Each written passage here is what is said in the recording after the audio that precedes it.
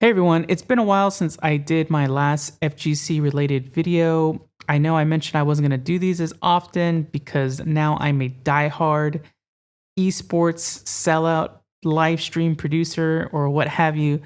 But anyway, with the Capcom Pro Tour online series winding down and other online series kind of ongoing and more even popping up from day to day for Soul Calibur, Tekken, Dragon Ball Fighter Z, I thought, especially since it looks like we're probably going to have more online events in 2021, like what aspects of the production could we improve? Could we add more features to these broadcasts? What can make it more engaging for the viewers? So, first up, before I get put on blast by all my colleagues in FGC broadcasting, is that, they've definitely risen to the challenge and added new aspects and new features and new segments to the shows. For example, CPT now has a pre show that helps build up the storyline to the matches, and they have weekly content that helps build all this up as well. And there's also been like unique stuff added to the broadcast, like the Tekken challenge and Soul Calibur challenge. They have the final boss challenge. And the second thing is that I think we all need to know and understand that anytime you add something new to a stream or production, it costs time and money. The time to research and develop this stuff and rehearse it to execute it, and the money to pay for all that time. So I definitely understand that. But, with that being said, let's get into nitpicking and let's, see what we can kind of add to maybe make things a little bit more exciting next year. So one of the things from live events that I think we all probably miss is seeing the players' reactions from the player camera. Like the FGC has such a wide array of personalities and it's fun to see them interact on camera. So the thing is that some of the online events have had, interviews from players that are dialing in remote, but wouldn't it be great to kind of see these player cameras and player reactions again inside matches? So thinking about this from a broadcast perspective, this isn't super difficult to do. Basically, you need to get them all on a video call. So if you're in Discord, get them in a server with voice chat, enable video, screen capture it, or get them in a group call on Skype and get the NDI setup going. It's not too complex, but the thing is that, you need to manage your expectations because players might not have the best cameras at home.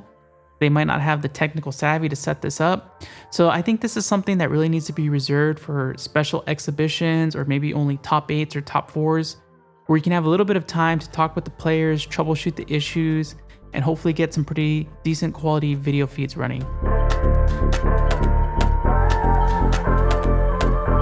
So stats is one of those esports production elements that the FGC has kind of only dipped its toes into. It hasn't really fully committed yet. And I think there's basically two main hurdles to this. Now, the first one is the lack of any game API. So game APIs will let you pull information from the game that you can use for analysis, like how many times they press this button, what's their win-loss ratio, what's their favorite character. The other thing is every tournament organizer is kind of spread across a bunch of tournament platforms. Like there's Smash.gg, there's Challenge, there's Battlefy, Matcherino. It's not all united. Now, we've all kind of seen the leagues use Smash.gg for the most part, but basically all this matchup data and matchup history is just spread across everywhere. But given these obstacles, I do think there are some things that we can do to actually incorporate stats into the broadcast. So the first thing is that everyone needs to agree to stick to just one tournament platform for a season. This is so that you can collect all the match data between players and all the stats into one place. And perhaps the tournament platform has an API that you can tap into where you can just manually transfer the stats into a database. And let's take a look at what Smash.gg offers with its stats. So it offers like the win-loss ratio, it shows the player's path to the top 8, and it even shows their seed. So you can use this to develop some kind of analysis. So you can basically look at the player's stats and say like, okay, are they the favorite by looking at their seed, or are they an underdog? Did they play high quality opponents or low quality opponents? Did they struggle in their matches by looking at the win-loss ratio? This is all very useful info that you can analyze and kind of build a storyline with. So like I mentioned before, no game really has a publicly available API that you can tap into for stats. All there is online databases for some games. Like Street Fighter V actually has the Capcom CRI system. So basically you go to this website, log in with your Steam account or your PS4 account, and you get all this different data. So there's character usage charts, and then there's like the online CFN ranking. So let's say that you have like a, small goon squad of stats masters and some time before top 8 to prep some stats. You can go into the system, and it's a tough system to work with. There's no like search function or anything. But basically, you can look up the player's rank, you can look up their win-loss record, who their favorite character is. And this is all fun stuff to use for analysis. It's definitely useful info for the commentators. It's about the best we can do for now. Hopefully it gets better and games actually give access to an API for this data. But in the meantime, you can also rely on independent, statisticians. Like there's the Game 2K, who actually tracks all the CPT results for the top 8s and offers this publicly available database that, commentators can use for analysis. But, hopefully this does get better in the future. So I think on this one, I might come off like a bit of a hater here, but the FGC has some of the best hype casters, commentators, whatever you want to call them.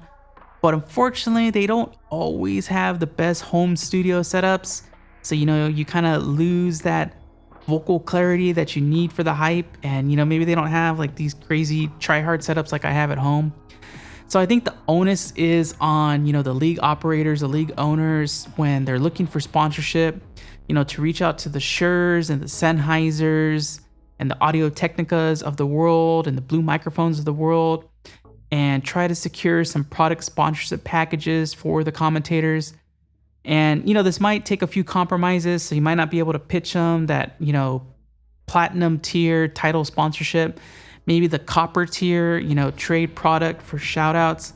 But I think everyone will appreciate the improved audio quality, and, we'll probably get some podcasts out of this that we can listen to on our commute when we finally get out of our caves. And if I may dare dream, maybe, just maybe, you can sell a sponsorship package where you can get a complete kit to send to the commentators. We're talking about lighting, nice microphone, a good camera. One can only dream, but hey, maybe even a green screen. Who knows? But anyway, that's enough rambling from me. I want to know from you, what was your favorite online FGC tournament series this year? What kind of things do you want to see incorporated into these online broadcasts? Or do you want to just keep it real? Streams are too fancy now. I want, 480p, 25 FPS, hype matches with no commentary. Let me know in the comments. Give a like if this video was helpful or entertaining or interesting. And make sure to subscribe if you want to see me continue to burn bridges in the FGC streamer community. Thanks for watching. Catch you on the next one.